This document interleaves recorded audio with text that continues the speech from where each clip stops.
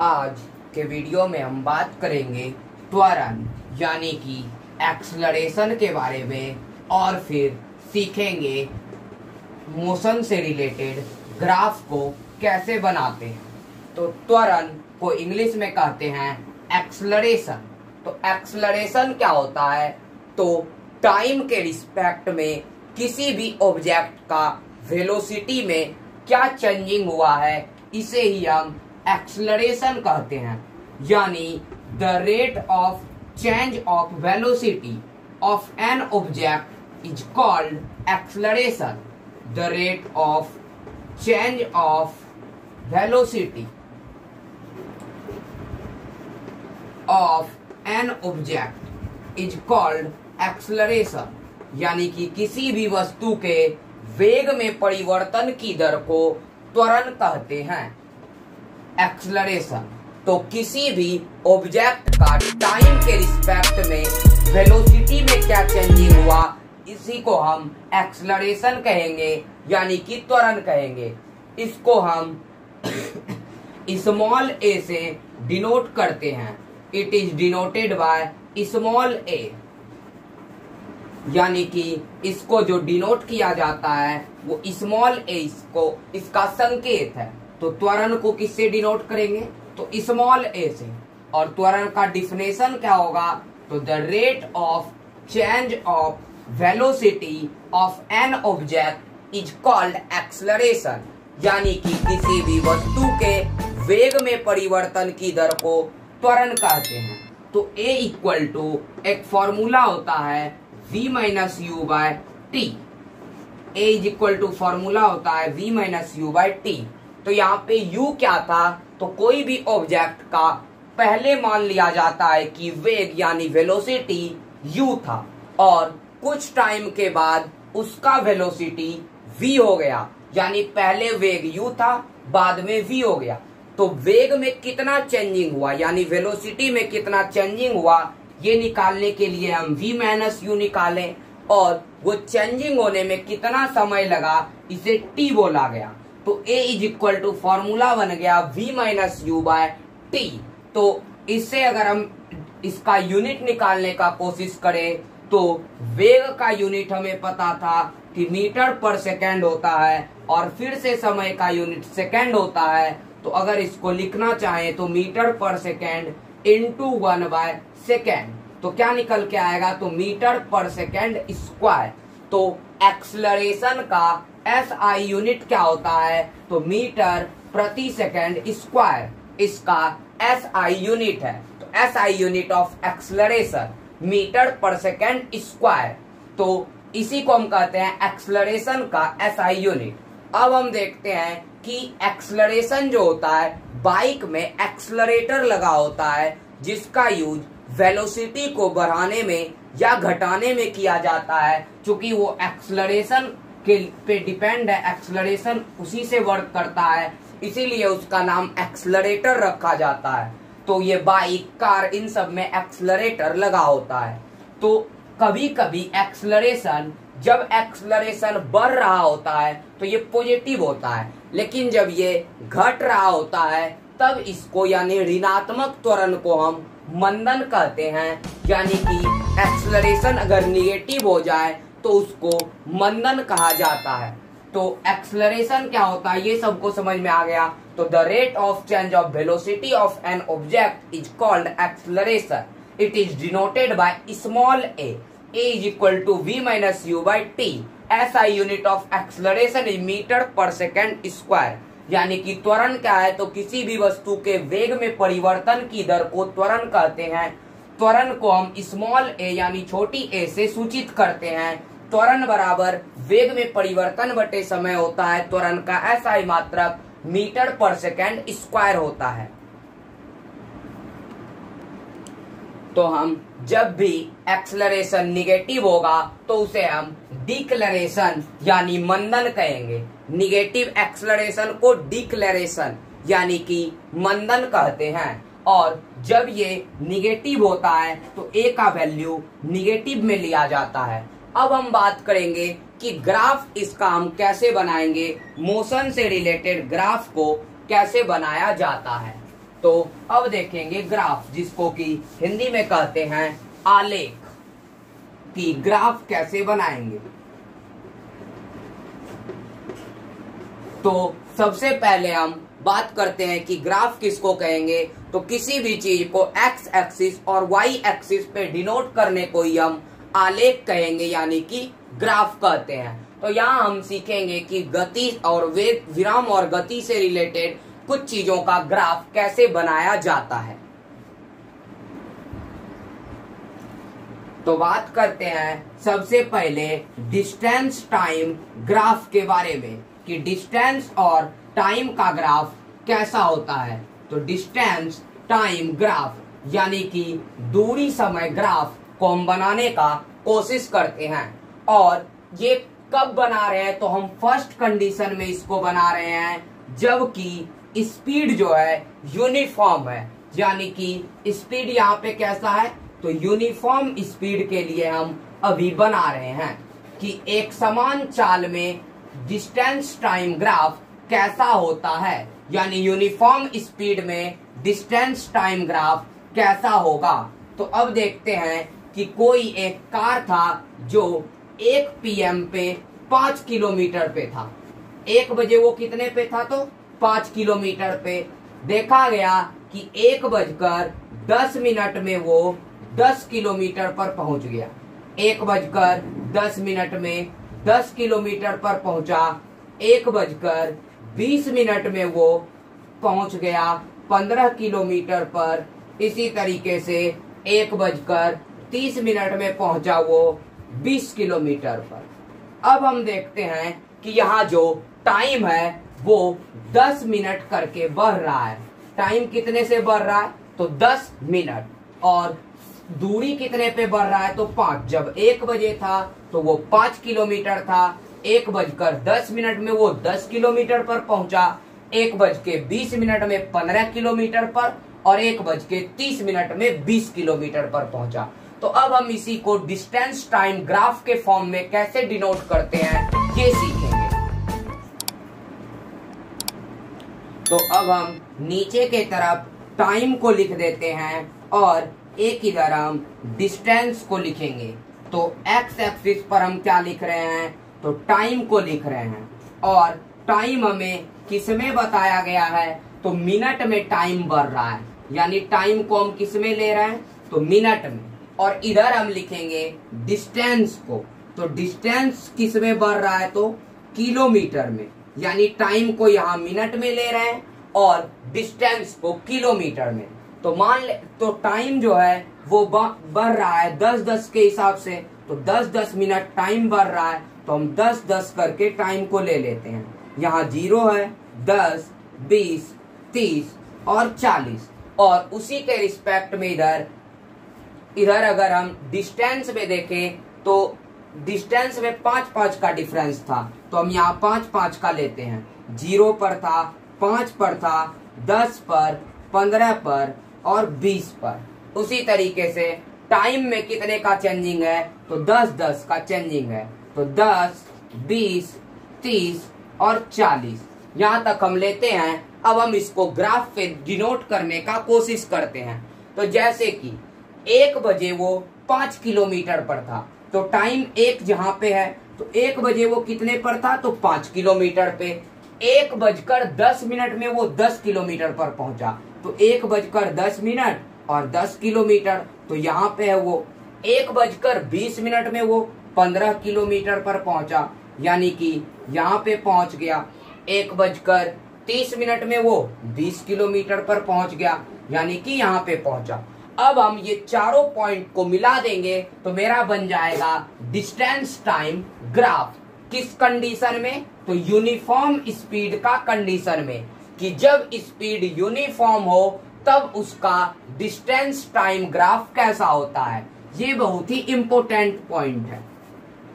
5 marks में ये question पूछा जा सकता है। तो उसमें आपको ये चार्ट दे दिया जाएगा और इसी का बोला जाएगा डिस्टेंस टाइम ग्राफ बनाने, या कोई इसी तरीके से क्वेश्चन दिया जाता है और उसका डिस्टेंस टाइम ग्राफ बनाया जाता है। तो ये बन गया मेरा distance time graph uniform speed के कंडीशन में। एक इधर हमने टाइम को लिखा जो कि मिनट में दिया हुआ था, और दूसरी तरफ डिस्टेंस को लिखा जो कि किलोमीटर में था। टाइम में हमने देखा कि 10-10 मिनट का चेंजिंग था, तो 10-10 का चेंजिंग हमने लिया, और डिस्टेंस जो था वो 5-5 का चेंजिंग था, तो हमने 5-5 का लिया। यहाँ आप चेंजिंग अपने मन के हिसाब से भी ले सकते हैं। अगर ये डिस्टेंस कम रहा था तो हम 1-1 का चेंजिंग लेके बना सकते थे, लेकिन अगर 1-1 का चेंजिंग लेंगे यहाँ तो हमको 20 किलोमीटर तक जाना है, तो बहुत ज्यादा जगह का जरूरत होगा। तो इसीलिए हमने 5-5 का चेंजिंग ले लिया और इधर 10-10 का, ताकि कम जगह में आसानी से डिस्टेंस टाइम ग्राफ बन जाए। अब हम बात करेंगे डिस्टेंस टाइम ग्राफ का। जब स्पीड नॉन यूनिफॉर्म होता है तब ये ग्राफ कैसा दिखता है। तो अब देखते हैं distance time graph non uniform speed का कंडीशन में। तो पीछे की तरह ही हम इस बार भी एक इधर ले लेते हैं टाइम को और दूसरी तरफ ले लेते हैं डिस्टेंस को। इसमें हमको क्या दिया जाएगा, तो जैसे कि इसमें जो टाइम के रिस्पेक्ट में डिस्टेंस जाएगा वो डिफरेंट जाएगा। ये हमने पीछे पढ़ा था कि नॉन यूनिफॉर्म स्पीड क्या होते हैं। तो जब कोई भी ऑब्जेक्ट सेम टाइम इंटरवल में डिफरेंट स्पीड जाए तो उसे ही हम नॉन यूनिफॉर्म स्पीड कहते हैं। तो यहाँ पर डिस्टेंस हमें डिफरेंट दिखाई देंगे और समय में सेम तरीके का चेंजिंग होता है, तो इसीलिए इसका ग्राफ थोड़ा अजीब दिखता है नॉन यूनिफॉर्म स्पीड का। जब इसका पूरे का ग्राफ बनाया जाता है तो वो कुछ इस शेप में दिखता है। तो हम एक बार समझने का कोशिश करेंगे कि वो इस शेप में ही क्यों दिखता है। तो देखते हैं, जैसे कि मान लिया जाए कि कोई कार था, वो 1 बजे जो था वो 5 किलोमीटर पर था। 1 बजे कितने पर था, 5 किलोमीटर पे। 1:10 में वो पहुंच गया 10 किलोमीटर पर, और 1:20 में वो पहुंच गया 20 किलोमीटर पर, और 1:25 में पहुंच गया वो 25 किलोमीटर पर, और 1:30 में वो पहुंच गया 30 किलोमीटर पर। अब हम इसको डिनोट करने का कोशिश करेंगे। इसको हमने शॉर्ट में समझ लिया कि डिस्टेंस टाइम ग्राफ अगर नॉन यूनिफॉर्म स्पीड है तो वो दिखेगा कैसे, तो वो कुछ इस शेप में दिखता है। तो अब हम एक बार उसको डिनोट करके देखते हैं कि कैसा वो दिख रहा है। तो एक इधर हमें लिखना है टाइम और दूसरे इधर डिस्टेंस। तो टाइम में चेंजिंग हम देख रहे हैं कि 10, 20, 30 इस तरीके से हो रहा है। तो 10, 20, 30, 10, 20, 25 और 30 का है। यहाँ पे हमने गलती से ये 25 लिख दिया है, यहीं पे 30 होगा और यहाँ पे 40 होगा, क्योंकि हमें सेम टाइम इंटरवल लेना है। तो 10-10 का डिफरेंस होना चाहिए, क्योंकि नॉन यूनिफॉर्म स्पीड में क्या होता है, तो टाइम जो चेंजिंग होता है वो सेम रहता है, भले डिस्टेंस मेरा डिफरेंट हो। तो यहाँ 30 होता और इधर 25 किलोमीटर। तो अब देखते हैं 10, 20, 30, 40 किलोमीटर हो गया, यानी कि ये था 1:10, 1:20 और 1:30 और 1:40। अब इधर किलोमीटर में देखते हैं, ये तो 0 है, 5, 10, 5 उसके बाद 10, फिर 15, फिर 20, 20 के बाद 25 होता, 25 के बाद 30। तो अब हम देखते हैं इसको डिनोट करके।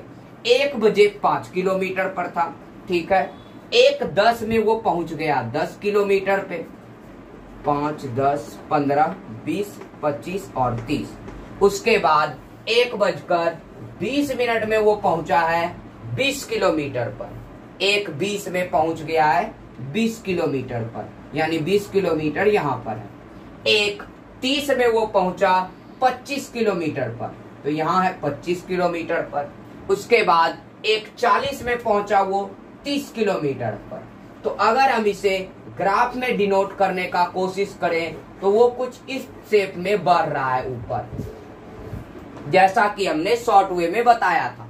तो distance time graph non uniform speed में हम कैसे देखेंगे, तो 1 बजे मान लिया जाए कोई कार 5 किलोमीटर पर था, 1:10 में 10 किलोमीटर पर पहुंचा, 1:20 में 20 किलोमीटर पर, 1:30 में 25 किलोमीटर पर और 1:40 में 30 किलोमीटर पर। तो उसे हमने ग्राफ पर डिनोट करने का कोशिश किया। तो ये था डिस्टेंस टाइम ग्राफ, किस कंडीशन में, तो नॉन यूनिफॉर्म स्पीड के कंडीशन में। तो उम्मीद करते हैं कि डिस्टेंस टाइम ग्राफ समझ में आ गया होगा। यूनिफॉर्म कंडीशन में कैसा होगा, तो शॉर्ट वे में याद रखेंगे कि कुछ इस तरीके से बनता है, और नॉन यूनिफॉर्म में कैसा बनेगा, तो वो कुछ इस तरीके का बनेगा।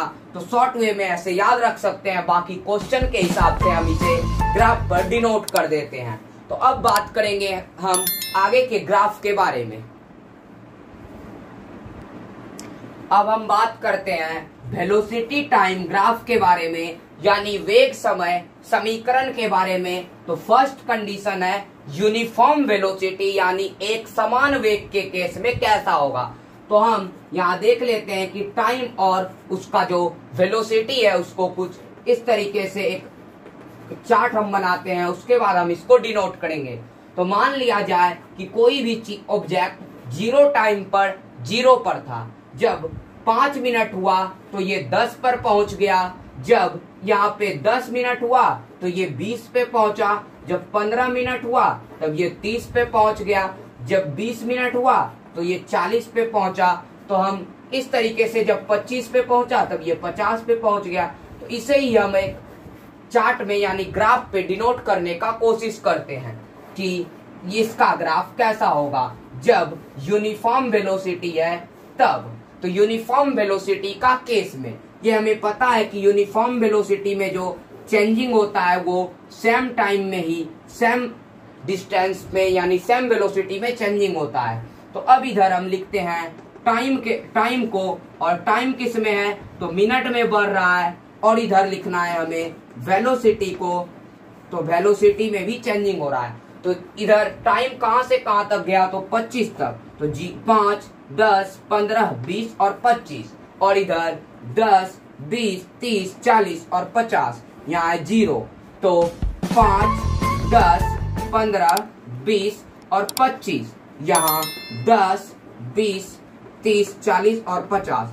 तो अब हम देखते हैं कि जब 0 टाइम पर था तब वो 0 पर था। जब 5 पर पहुंचा तो वो 10 पे चला गया, और 10 मिनट में वो 20 पे पहुंचा, और जब 15 मिनट हुआ तब वो 30 पे पहुंचा यानी 30 मीटर पे पहुंचा। उसी तरीके से जब 20 मिनट हुआ तब वो 40 पे पहुंचा, और जब 25 मिनट हुआ तब वो 50 पे पहुंचा। तो अब हम इसे मिला देते हैं, तो इससे बन जाएगा मेरा वेलोसिटी टाइम ग्राफ, यानी कि वेलोसिटी टाइम ग्राफ भी सेम उसी टाइप का है जैसे कि डिस्टेंस टाइम ग्राफ था जब स्पीड यूनिफॉर्म था। तो वेलोसिटी टाइम ग्राफ हमने सीख लिया कि कैसे बनेगा। तो यूनिफॉर्म वेलोसिटी के केस में टाइम जब 0 मिनट पे था तो वेलोसिटी 0 था। 5 मिनट में 10 हो गया 10 मीटर पर सेकेंड, 10 मिनट में 20 मीटर पर सेकेंड, 15 मिनट में 30 मीटर पर सेकेंड, 20 मिनट में 40 मीटर पर सेकेंड, और 25 मिनट में 50 मीटर पर सेकेंड। तो उम्मीद करते हैं कि वेलोसिटी टाइम ग्राफ समझ में आ गया होगा यूनिफॉर्म वेलोसिटी का केस में। अब हम बात करेंगे कि नॉन यूनिफॉर्म वेलोसिटी का केस में वेलोसिटी टाइम ग्राफ कैसा होता है, यानी वो कैसा दिखेगा। तो इसके बाद नॉन यूनिफॉर्म वेलोसिटी का केस में हम देखते हैं। तो नॉन यूनिफॉर्म वेलोसिटी का केस में जो वेलोसिटी टाइम का ग्राफ है वो कुछ इस तरीके से दिखता है।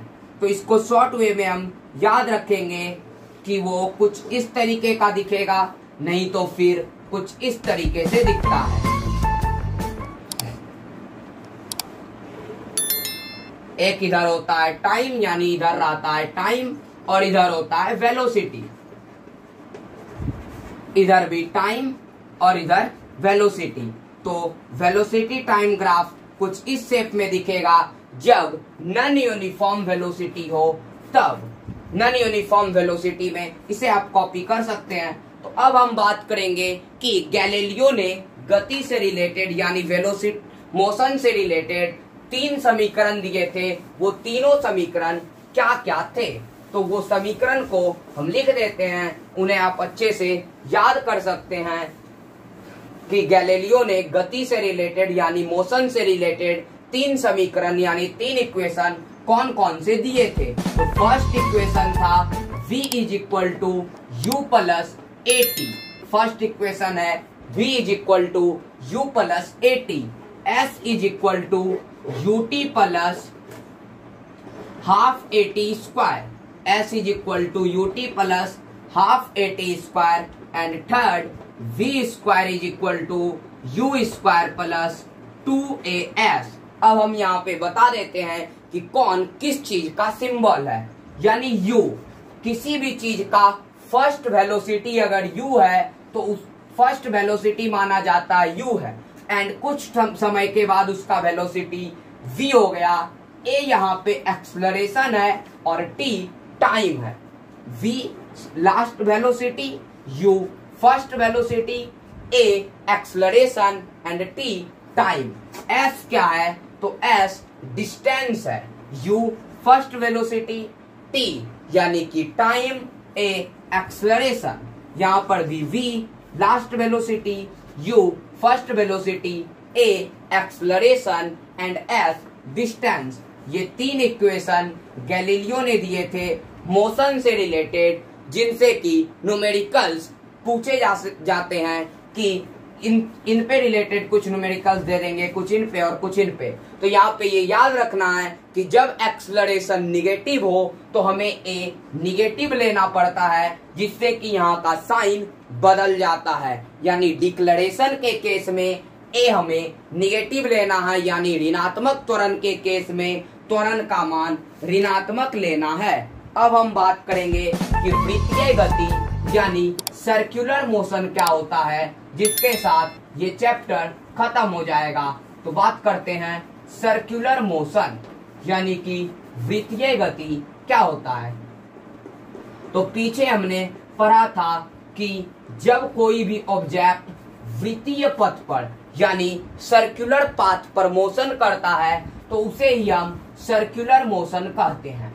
कोई भी ऑब्जेक्ट अगर वृत्तीय मार्ग यानी सर्कुलर पाथ पर मोशन करता है तो उसे हम वृत्तीय गति यानी सर्कुलर मोशन कहेंगे।